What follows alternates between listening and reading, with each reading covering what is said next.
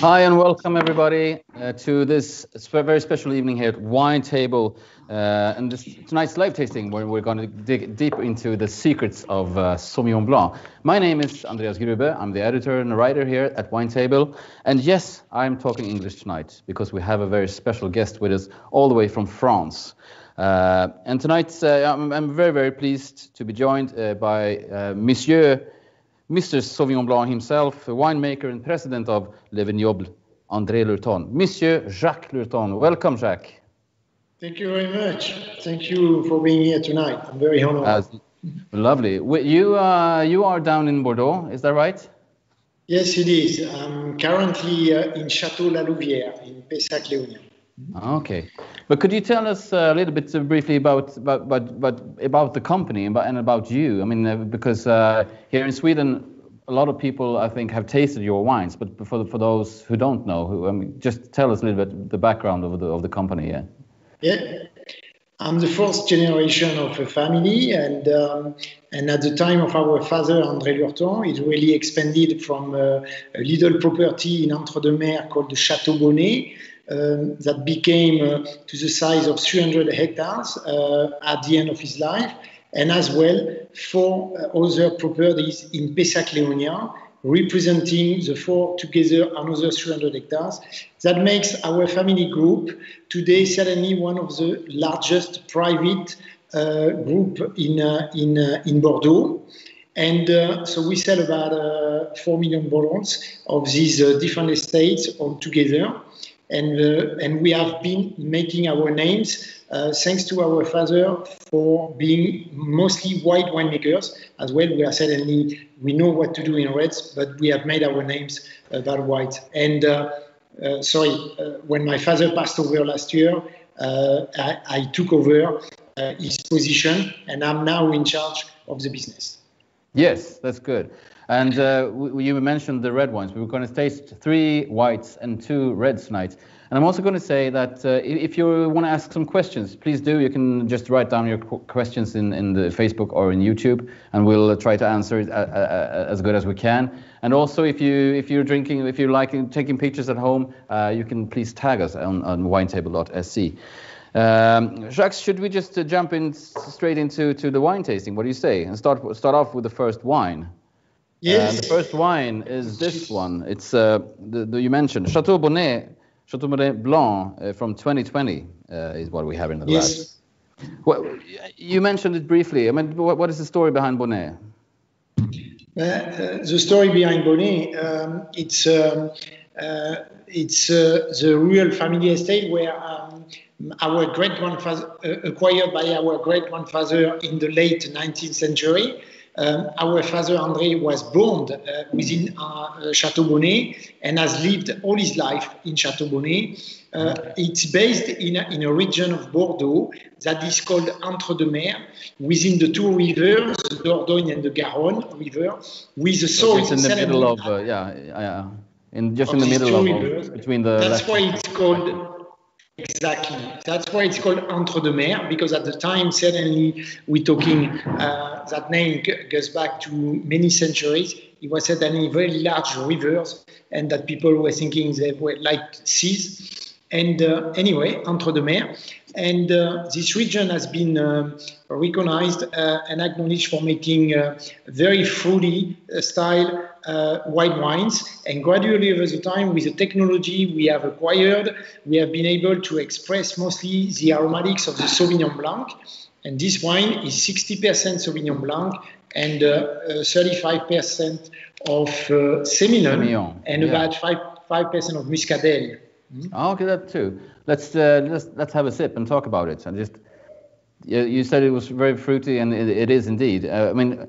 You certainly feel the Sauvignon Blanc character with the gooseberries and all that. But what does the Semillon bring to this wine? We would say the Semillon brings the fat that you enjoy in the mouthfeel, and the roundness and the sweetness almost, despite there is no residual sugar. The Sauvignon Blanc is extremely aromatic variety, but quite lean. And the Semillon, it's a calm aromatic variety, but it has a lot of fat. And that's the combination of these two makes that wine, as you can smell, is extremely aromatic on the nose, but has a beautiful mouthfeel, very round, very soft. Indeed. Sort of a fatness in the mouth too, and very, very fruity. It was like that tropical fruits and a lot of citrus as well. It's really nice. How would you serve this wine typically? I mean, when it comes to temperature and maybe also what would you serve it with? What would you pair it with? So you can put it in the fridge and serve it cold because it will still express a lot of its flavors. So intense it is. But as well, we tend to pair these wines with seafood, any kind of seafood, of course. But it's an excellent wine when you want to put your feet up coming back from work and enjoy a nice glass of fruity style wine. And that's this kind of wine as well. But we tend to enjoy that, as I say, with oysters and fish, any kinds of seafood or white meat as well. Definitely, because it has that fat that will easily help to support any kind of serious food almost. Exactly, and also the acidity. I mean, I guess it would work perfectly with a cheese or something like that too. I mean, it's just because it has the acidity. It's very, very fresh and nice in that sense. But what could you just before we move on to the next wine, could you in like 2 sentences just explain what is the sort of the Lurton philosophy? I mean, what is it that you want to show with your wines, if you talk in general? First of all, we try to be very pure and authentic to the variety. And this is something we have gradually acquired over the time. And we are certainly one of the most technological, I will say, winemakers of Bordeaux, thanks certainly to our white wine background that allowed us to develop and always be in the front of the new technologies.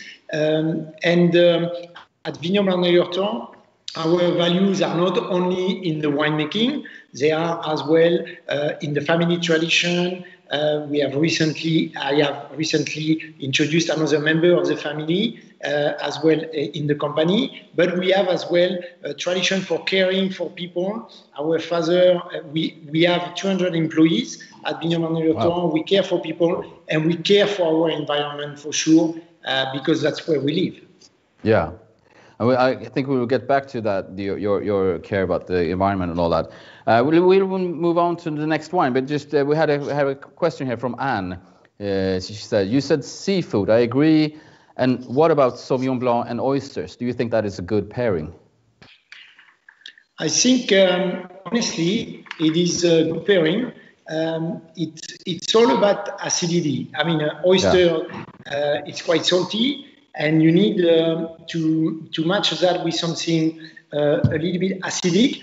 And our whites from Entre de Mer have that level of acidity that match. And us, if you go to the seafront of the Atlantic in France, you will see most people will drink Entre de Mer with oysters. Yeah. We're moving on to the next wine number 2. And this is Chateau Cauchois Blanc. 2017. Yes. Do I pronounce it right? Cauchois. Yeah. And this is 100% Sauvignon Blanc, right? Yes, 100%. It is. And so tell us about this wine. How do you do this wine when it comes to? I mean, in fact, what's the difference between Bonnet? Alors, Bonnet, let's consider Bonnet as what we could say an early drinking white wine, because this is to drink within the first 3 to 5 years it has been produced, and it's as well a wine that is quite affordable, and that's where it is. That's why I say it's a wine that you can enjoy as you go back home and everything. It's almost an everyday wine. Where Cauchois and the following wine we're going to taste are both from Pessac-Léognan. And so we are moving up in terroir. we are now in Pessac-Léognan in the terroir that is considered the best for dry whites in Bordeaux. So we're talking about... Sorry, Jacques, for interrupting. But for those who don't know, Pessac-Léognan, where in Bordeaux? Is it in the left, right bank? If you place it, for those who might not know. Yes, it's on the left bank, but right among the city of Bordeaux in the south part of the city. So you leave Bordeaux along the river Garonne, and you hit, as soon as the houses stops, you hit the first vineyards of Pessac-Léognan. Yeah. Okay, cool. So, but also this is a quite interesting wine because a lot of people, I think, might have some. They think stuff about Sauvignon Blanc that might not always, that aren't really true. This taste. I mean, this is this. I mean, you have almost like spices, and you have a little bit of vanilla. You have it's just a special kind of Sauvignon Blanc. So, what is the secret behind a wine like this? Yeah, this is why we don't speak so much about the variety, because it's very difficult. If you say Sauvignon Blanc, people might expect the same flavors that you have in the Chateau Bonnet, where here, due to the terroir and the density of vines we plant, because this is very high density of vines, the grapes are more matured, certainly more exposed as well to the sun, and we produce wines that have more complexity, richness, and they find their characters differently than the classic pungent Sauvignon Blanc you are used to try from Chile or from New Zealand or even from Entre-deux-Mers. Here we are in a completely different area, and because the terroir is leading the variety, expressing aromas that are not the classical of the Sauvignon, but that have as well much more aging potential than you would do with Entre-deux-Mers.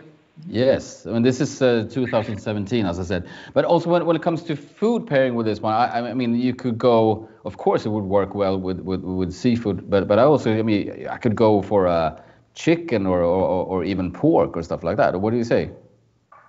Yes, I say, you know, the tendency today is that you can find out that if you have a serious white wine, quite rich, and like the wines from Pessac-Léognan or even a kind of Burgundy, something quite rich, you can easily use it almost all along the dinner, and it goes on any sort of food. For sure, the Pessac-Léognan white, we tend to serve them a lot on cheese as well. And they match with seafood, with fat seafood like salmon, you know, but they match as well extremely well with cheese. Perfect. But could you? What happens with Sauvignon? But this is the next one we're going to try is from 2015. But I mean, how does the character of the grape change when it ages? In fact, if you take a wine like maybe the Bonnet, the Entre-deux-Mers, these kind of wines will suddenly fade but after easily 5 years of time, you see, but it will suddenly start to fade. And where in the Pessac-Léognan, due to the fact that we're not looking for the primary food characters, we're looking for more complexity and depth, and the terroir expresses itself through the wine over the time. These wines will in fact develop in bouquet over the time, and they will increase even in flavor profile, but in a different zone of aromas, and it's more on the bready, on the nutty, on the what we call everything that comes from bakery. Exactly. Baking spices and all that. Yeah, exactly. And they develop as well in fat. You see, they become fatter and fatter over the time. In fact, they become much more complex over the time. We have a comment here from Frederick who says that Courchois is an absolute magic match with my chicken casserole on chèvre, honey, and rosemary. Sounds good. It sounds good. So you have an example of what it matches with.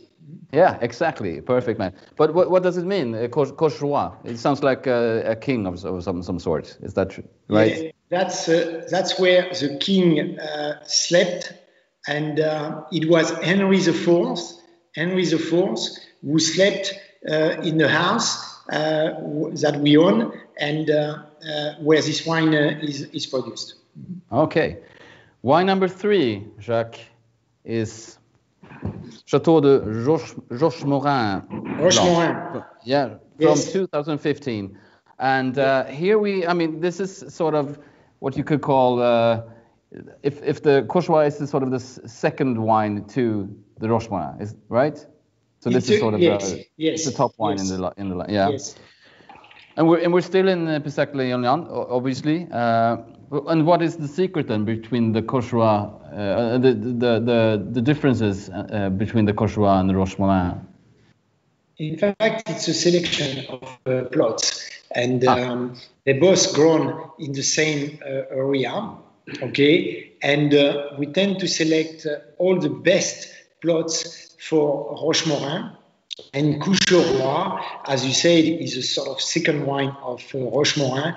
That's plots of less, I would not say quality, because the wine is really nice, but we have even a greater level of concentration in the Rochemore, you see, and as soon as you taste it, you can straight away feel that difference in between these two wines. The first one is quite, I will say, fresh, intense, but still vibrant and intense, and the other one that has at least 3 more years as well of bottle aging is so fine, so rich, and so greasy, oily, and greasy, that's how they how they age these wines as well, you see. And when they're well made and from a good origin, they're beautiful over the time. It's really also the nuttiness that you talked about in the other one. This is even more present here. It's very like fresh hazelnuts and almonds. Yeah, chamomile as well develops on the nose. Yeah, but it's fascinating because this style of Sauvignon Blanc, you get the freshness, but it's also a very dense and intense and rich wine. So is it the aging and of course the Pessac-Léognan, the terroir and all that, or do you do something? Is it a different kind of oak aging or anything like that, or is it just the wine that speaks? There's no tricks, it's we do ferment these wines in barrel. That's, for example, Chateau Bonnet, it's 100% fermented in tank, in stainless steel, okay? There's no contact at all with oak, where the Coucherois and the Rochemore are both 100% fermented in barrel. For sure, we put suddenly a newer barrel in the Rochemore than we will use in the Coucherois. So the impact of the wood is suddenly greater in the Rochemore.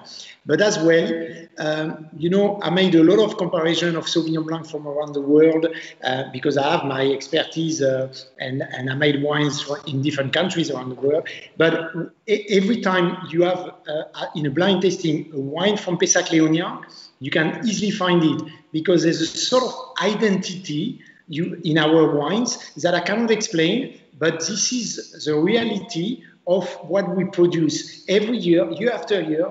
We find that identity back into our wines and makes them unique, like a Sancerre will be unique and different from a Pouilly Fumé, So this is what terroir is. I mean, there's no much. I mean, that the magic of the terroir is speaking through these wines. But that's really true. But also, as what about can you say something about the vintage 2015? Was it considered a good one even for a white Bordeaux? 2015 was a very dry, what we call dry, cool vintage. So it was, in fact, it allowed us, because so dry, to push the maturation of our whites, and we can feel in the 15 Rochemore and Blanc all that fat and complexity and richness because we have been able to really ripe the grapes to the right level.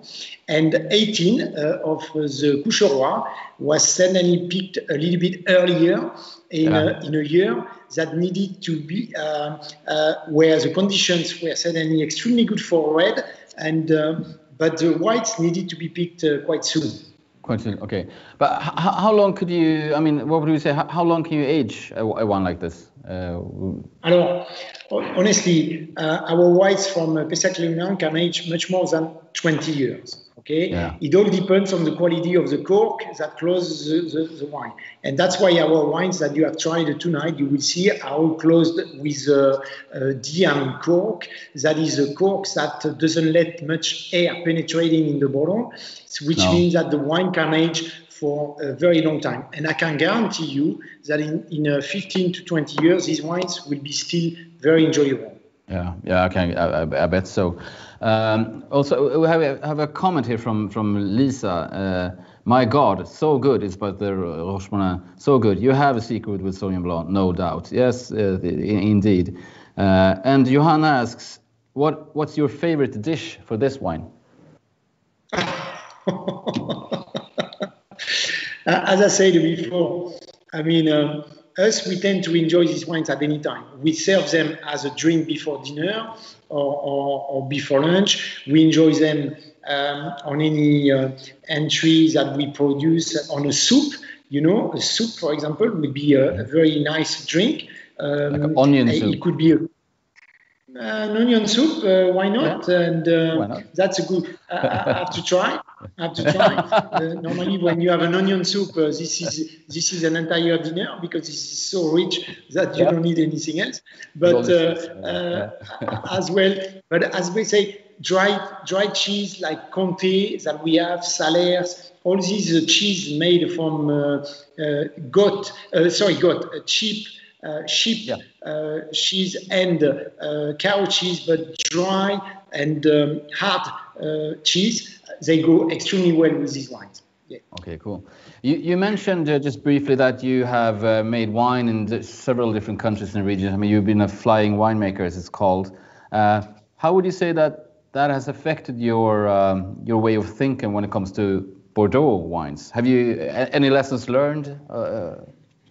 Of course, you know, I studied in 1984 and 85 in Australia, so this was the really early days of my career. And my life has been permanently influenced by all these countries where I've been making wines, like in South America, in Spain, Portugal. I made wines in Italy, in almost every single region of France.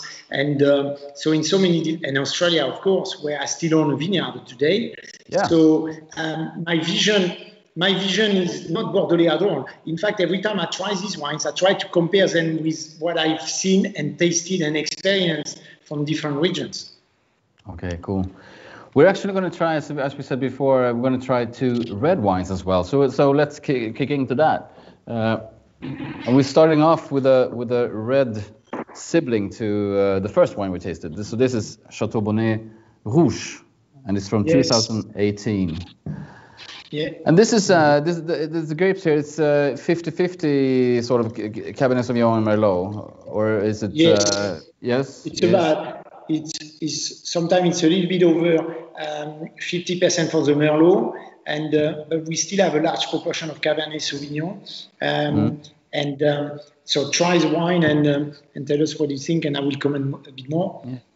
Because I think this is people might have thoughts about red Bordeaux wines, that they're also always quite big and the very, I mean, it's quite austere and all that. But this is something different. I mean, this is quite juicy. It's refreshing. It's very easy drinking, sort of. What's the idea behind this wine? What is that you want to show? The idea is, in fact, everything you said. And this is to try to match the consumer taste today. You know, that is looking for unoaked style wines, fruity, authentic of the variety. Because, you know, the new world has changed the taste of the consumer from the wines that we're used to have from the older world. And we have so many fruity wines coming from, as I say, Chile, South Africa, Australia, that we need to adapt as well to this consumer changing taste. And that's what we have tried with these 18 Bonnet. Yeah. 18 Bonnet. So, this is a blend of two varieties, unoaked, where we have tried to express the food characteristic during the vinification.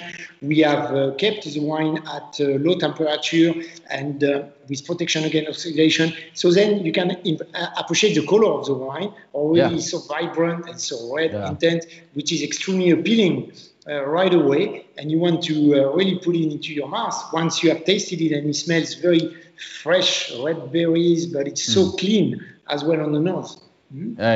Totally agree. I think it's a fun wine. It's just a wine that you open and you drink a glass and then you have another glass. It's just it's not complicated at all. It's just very, very, very enjoyable. You don't have to think. There's no need to think too much about it. You just like it and enjoy it. It's like the white.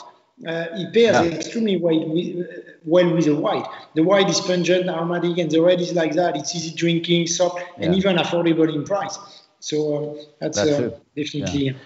I don't want what you say, but this is what kind of wine that I like my wines slightly cooler maybe than all other people. But this is really a wine that I could drink like 14 degrees, and also in an even bigger glass than I feel, because this is a Cabernet Merlot. But you know, Andreas, you're saying something that is extremely true of the new tendency as well of drinking wines today. And us, even us in my family, we put the wine in the fridge now, always, the red wine. And in summertime, whatever the quality of the wine is, it always goes to the fridge now. And, and it is true that this kind of fruity wines, very soft, you see, they don't have the tannins and the acidity to bother the palate. They can be drunk at 14 degrees C, easily. Yeah, exactly. I totally agree. But I also know, because people might recognize, the Chateau Bonnet has been in Sweden for quite some time, but you changed the labels, right? Did you notice? Yeah, I did. Yes, we did change completely. In fact, for the people in Sweden who are used to our very classic Chateau Bonnet labels that has been on the market for the last 30 to 40 years, we have decided a year and a half ago to change completely and to move into a completely different direction. And at the same time, what we would like to outline to your consumers, it is that these labels that have a different a different style anyway, not only the style, they are made from completely recycled papers, and they are made from recycled ink as well. And the red bottle and the red wine is made with hay. Okay, with hay. The paper is made with hay. Yes, that's cool. Okay, that's why it has this sort of dark, you see, recycled kind of paper finish. It's full of grains inside. When you touch it, it has a rough surface, and because it comes from the hay. Okay, it's cool. It was it's very cool. Unique. Yeah. I told you before, we have that that evolution and that care for environment, and we have decided all our wines from Bonnet will be impacted anyway by everything we can do to help the environment. Yeah. And what would you say about when it comes to food pairing with a wine like the Bonnet Rouge? What would you? If you, you could drink it, of course, just as it is. But if you want to eat something, what would you go for? I tell you honestly, I'm not extremely familiarized with the food in Sweden, but as a French, what would you eat? And, I will enjoy something quite light. You see, as like a chicken, for sure, white meat, chicken. You could even use some fat fish like salmon. That will easily go with a light red. It starts to be a little bit more dense than a light red. I will say a Loire wine might be better for a salmon than maybe this kind of red. This red starts to be a little bit more dense, but you can eat that with some meat. This is a kind of wine that we can easily drink as well at lunch. A lot of people don't tend to drink at lunch. They are scared about it, you see. But these wines are not extremely heavy. They don't go through your head, you see. So they're easier to drink. And me, I will enjoy a glass of red like that by itself, you see, almost Yeah, as I a mean, drink me too. before dinner, and Yeah. because I think it's lovely. Definitely. And we'll go to the last wine, which is also a red. And Yes. this is slightly different. This is the Chateau De Rochemore Rouge 2015, and this is more of a sort of a classic Bordeaux, or what do you say? At least on my palate. So, sorry to interrupt, because I have a glass of Rouge in front of me. Is that Rochemore? Jacques needs to, Rochemore, this one. Okay, that's Rochemore. Yes, So because they changed it. They changed it. Okay, so this is the last one. Okay, Rochemore. yes, So, and but Rochemore. We go back to the way we make the whites, and Rochemore, we change completely. Bonnet wants to be a competitor of the wines from the New World. Okay, it has to be fruity, pungent, straight to the variety, authentic, but easy drinking and affordable in price. Yes. The wines from Pessac-Léognan, we're moving back to the classic gross or classified or the classic of Bordeaux. And Rochemorin is one of the oldest vineyards of the Pessac-Léognan region because it goes back 300 centuries ago, you see, established by the Montesquieu family. And Montesquieu is a very well-known writer of the 18th century. And so it's an extremely old history, but the vines are not that old. The vines have been replanted since. And but Rochemorin is a wine where that is a majority of Merlot. It has about 30% of Cabernet Sauvignon. It tries to be soft, aromatic, complex on the nose, but for a classic, still easy drinking, still easy, soft, easy drinking. We don't try to make it too complex, too rich, and still it has aging potential, but we like this wine to offer it for consumers who would like to enjoy Bordeaux at the early stages, you see? Yeah. But because it's aged in barrel, it's for 1 year, and it makes this wine quite rich and complex, as you can see. Mm-hmm. Yeah. It's rich and complex, but I agree what you're saying. It's not too austere, too heavy. It's also quite elegant. It's got a lot of finesse. I think it's what we call velvety tannins. You see? Velvety tannins. Tannins, but soft, soft. Yeah. Soft Definitely. tannins. But when it comes to winemaking for this one, because as you said before when we talked about the red Bonnet, I mean people's taste and people's what people are looking for have changed over the years. So have you changed the winemaking techniques for the red Rochemore over the years? Alors, 2015, I wasn't in charge. Okay, but we have definitely changed a few things with the technique first of helping ripening the grapes in the vineyard, avoiding any green characteristic within the grapes, and as well softening the tannins. And we have pushed the Merlot variety in the front to try to make this wine easier to drink. In fact, we sell Rochemore in France only in restaurants. Okay, so it has to be a wine. It has to be a wine for food. Okay. This is definitely a wine that you will enjoy drinking with food. It's not a wine to cellar. It's a wine to enjoy in the first years of it. And you see, this wine is already 5 years old. It doesn't have any signs of aging yet. It's still fresh, but it's mature. You see, it is so easy drinking. And 15 was an amazing vintage as well. It was a beautiful vintage for red. Yeah, indeed. But I mean, it's also quite fascinating that it actually is a red Bordeaux that you could open it and drink it right now, because a lot of Bordeaux need a lot of time to to come together. No. You have to change. People have to change thinking about the Bordeaux wines. Because we have been criticized a lot for being wines that you have to cellar and you have to wait for, so you cannot enjoy them young. And but this is over. This time is over. Now the people have changed a lot of things within their technologies and their way of making wines. And we try to make. I'm not talking about the classified growth and the top of the top. You see, but 90% of the wines made from Bordeaux can be drunk within the first 5 years, easily. Yeah, exactly. People need to change their perception. But as you said, it's a wine that you made for restaurants. So what would be the perfect pairing if you walk into a bistro in Paris and order this wine? What should I have to eat? Steak tartare. Easy as that. Isn't it? If you don't mind eating raw meat, and I don't at all.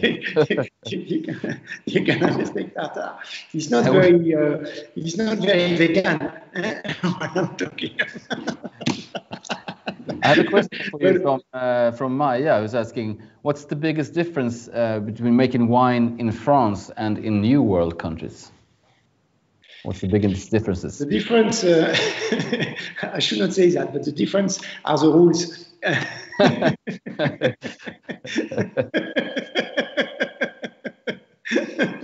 The big difference are in the rules and in the mentality as well.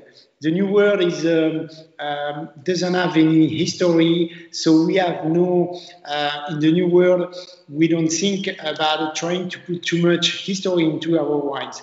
We look for the future all the time with new technologies, new ideas. We are extremely open-minded. And in the older world, we try to put a lot of culture within our wines. We talk about our past, our history, our traditions, and all this sort of thing. That's where the big difference is, definitely. And, wine is not only making the product, it's giving something of yourself within the product. So if you are within the older world, you will put more of your personality and you will try to express your history, your architecture maybe, or your landscape or whatever.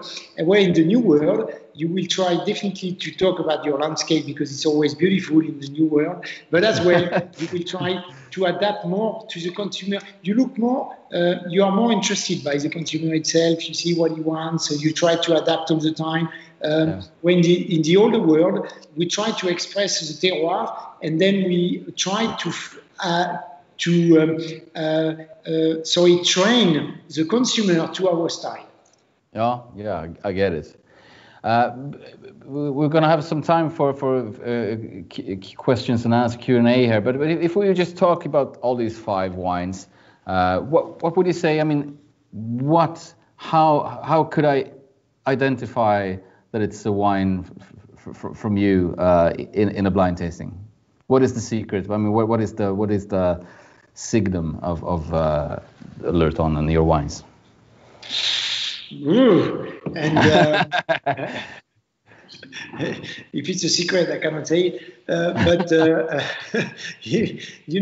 what we, as you have tasted all these wines, and I hope most of the people have had the same wines, you can see what the definition. Okay, these wines, they try to be authentic of the variety, and they are very clean. They are very. What we try to do is to make them the best we can, to be authentic of the variety, to express the characteristic of the varieties, but as well very cleanly. Sauvignon Blanc has to smell a certain amount of flavors that come from Sauvignon Blanc. The mouthfeel has to come from the Semillon. When it comes to the terroir, but it comes to Merlot or Cabernet, it really smells. A real professional could tell you this is definitely a Cabernet or a Merlot, you see. Yeah. But what we try to make within André Lurton business, it is, and year after year, it's consistency in quality, that year after year, the consumer, if he likes Coucheroy, he goes back to Coucheroy, and he always finds the same wine, almost. Because for sure, the nature doesn't give us the same grapes every year, but we try to balance that, you see, and homogenize the nature and make sure that year after year, the brand remains the same in style. And that's definitely what we are trying to do at André Lurton.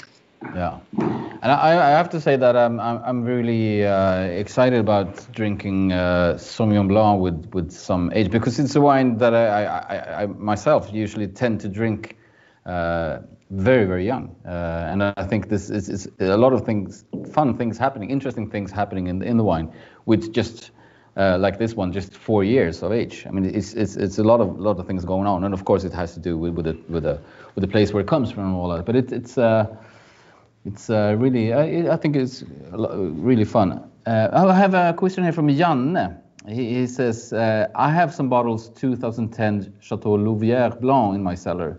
It's a wine that we haven't tasted here, though, but it's one of yours. Could Jacques say something about that wine, 2010 Louvière Blanc? Is it under screw cap? Is it, how is it? I don't know. Does he know? Yeah? I don't know. I just had a question. Yeah. 2010 was certainly an amazing vintage. And it's a vintage, I always say, an idiot could have made good wines. And because it was too easy. The nature was perfect. Everything, the grapes were arrived at the perfect maturation at the right time. So it was a perfect thing. It was, honestly, 2010 as a vintage for everyone who has 2010 in his cellar is certainly one of the very, very best vintage we have ever made. And so 2010 whites were, even the whites in 2010 were as good as the reds. It's a beautiful vintage. And today, the 2010 La Louvière should express a lot of oiliness, you know, these green olives characteristics that you find when these wines from Pessac-Léognan start to age, you see, over the time. And so I think this wine should be extremely enjoyable. I will strongly recommend as well they start to drink it, because I'm sure it's not at the peak, but it's definitely at a very good moment of its maturation. Yeah. We have a question here that's from Maya again asking, would you, Jacques, consider global warming a problem in Bordeaux? Yes, I would consider it a problem everywhere in the world, even in your country. And but we have to face that problem. And very recently, just a few days ago, the CIVB, who controls the appellation, has authorized new varieties in a small proportion, 10% only, but has authorized new varieties to be introduced in Bordeaux. And 3 of these varieties are coming from Portugal. You know, it's but don't think this is a revolution. But this is a start of thinking how to really react from the excess of heat that we have in the summertime. And it is true that if you look at the wines we made in the 80s in Bordeaux, it was very hard to make a wine at 12.5% alcohol, and today they are easily 13.5%, 14% alcohol. But it has helped us.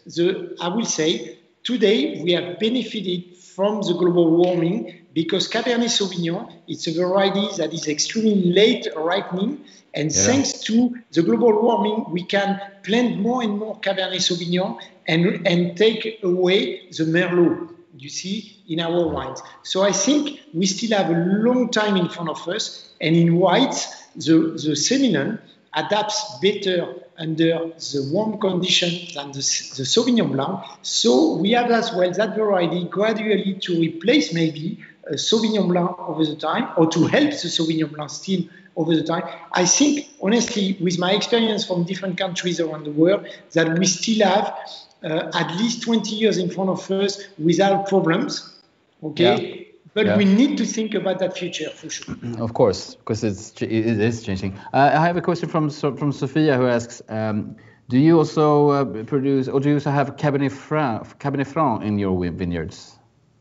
That's an extremely good question, because my main variety in my Australian vineyard is Cabernet Franc, and I love that variety. I have consulted in the Loire Valley as well, and because where they do produce only Cabernet Franc, and but my father hated Cabernet Franc. And there's not a single vine of Cabernet Franc in our vineyards of André Lurton. So I have already last year reintroduced Cabernet Franc in Rochemore, in fact, in the Chateau De Rochemore, and we will gradually reintroduce Cabernet Franc in different of our vineyards, because Cabernet Franc is a good answer to the global warming. It's really a variety of cooler climate conditions, but it's extremely resistant to the heat and extremely resistant in terms of disease as well. Because not only we suffer of global warming, but we suffer of an excess of rain in the winter and the spring that creates a lot of disease in the vineyard, and we have to fight against this disease, and Cabernet Franc is extremely resistant to this disease. Okay, cool. Interesting. Thomas asks here, we have time for one or two more questions, I think. Thomas asks, do you serve an slightly aged wine like Chateau de Rochemore? Would you serve that at the same temperature as Bonnet, or would you serve it slightly warmer? Slightly warmer, I will say. The older the wine is, maybe the less cold we should serve it. Because as well, not for a wine at the age of Rochemore, which is only 5 years old, but if you had a wine of 20, 30 years old, or even more, you better serve it close to 16 and above, I will say. Okay. But never above 20, but 16 to 18 degrees C would be an ideal temperature. A fresh young wine, or a wine from Chile, very fruity, or from Australia, you could serve it easily at 14 degrees C, 12 degrees C. It will be perfect as well. It will be very good. But the older, the higher, I will say, in temperature. Okay, good. The last question then. We have a question here from Richard, who asks, are your wines organically produced? And yes, you talked about that earlier. So just mention a little bit about your the environmental issues, or the sustainability. Okay. We cannot in the world today of organic production. We are not what people call organic according to the certification. Okay, but we manage because we have taken a different approach of the protection of the environment, and we have taken a global approach. So we are certified with the French certifications that you get if you do work for the environment on every part of your work. I mean about saving waters, saving electricity, saving consumables, saving on petrol, electrical cars, and as well lighter bottles. On Chateau Bonnet, the new bottles of Chateau Bonnet are lighter than the bottle, and we are saving this year 400 tons of glass by introducing a lighter bottle. 400 tons. Okay. Wow. 100 tons of glass, you see, that won't be transported on the road to Sweden, thanks to a lighter bottle. But our approach is not to be just, you see, organic. This is one single narrow approach. We have a wider approach. We introduce bees in the vineyards, we introduce trees, we introduce a lot of things. That is a global, I will say, concept of environment, and not a single concept that is organic. Oh, and it's called HVE or something like that in HVE3, yes. HVE3. Okay. Yeah. HVE. Sure. Yeah. It's been it's time to round up. Time flies when you're having fun, right, Jacques? And before I say goodbye, I promised to do a shout out to Søren Durango. It's turning 50 today or yesterday or tomorrow. Congratulations, Søren. And to you watching at home, thank you so much for joining us, and thank you for all the questions. And as I said before, if you enjoyed, if you tasted the wines, if you're taking pictures, please tag Winetable at winetable.se on Instagram. And of course, thanks to you, Jacques. It's been a pleasure. It's been an honor. Thanks so much to you, Andreas. It's been lovely. It's a real pleasure. We love Sweden, and I wish I can go back there as soon as we can fly again. Yeah, I hope to see you live as soon as possible. And please check out winetable.de. Where, if you want to know more about André Lurton, where do you have a website people can? We have andrelurton.com, and you will find all information. Or Instagram, you do Instagram André Lurton, and you will find our page on Instagram, and we are extremely active, and you will see a lot of information coming from us. Simple as that. Thank you, and thank you, Jacques. Thanks to all of you. Thank you to everyone. Thanks a lot, Andreas. Thanks a lot. Thanks a lot. Right. Cheers. Cheers.